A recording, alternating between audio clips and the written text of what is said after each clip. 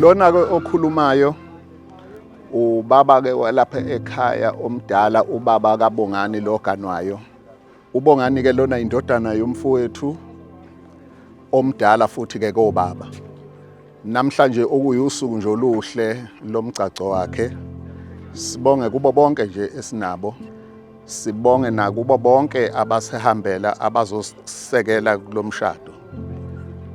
Wanamhlanje sekuyusuku ke lolu esizobe sesiphetha ngalo, sesiwenzile njengoba kade siuhambele siyowenzela eMaritzburg. Lona wokuqala sesizophetha ngomgcaco ke wasekhaya.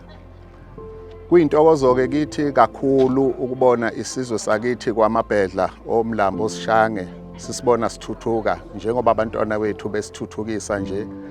uBongani namhlanje siyamkhulisa, siyamfaka kuleli zinga lobudoda naye lokuthi akabe indoda, asakhele isizukulwane esinye. Siyafisa ke konke ukuthi sengathi kungahamba kahle konke kuqala nje manje kuze kube semaphethelweni. Kukho konke abazosihlanganisela umcimbi wethu besenzele ukuthi ube muhle.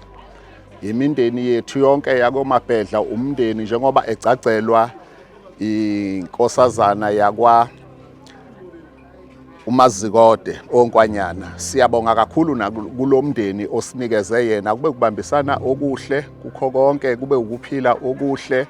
Siyibona izithelo ezinhle zakho konke esikwenzileyo. Kuyintokozo kakhulu enhlizweni zethu konke lokho. Usuku lwanamhlanje kithi luyisibusiso esikhulu.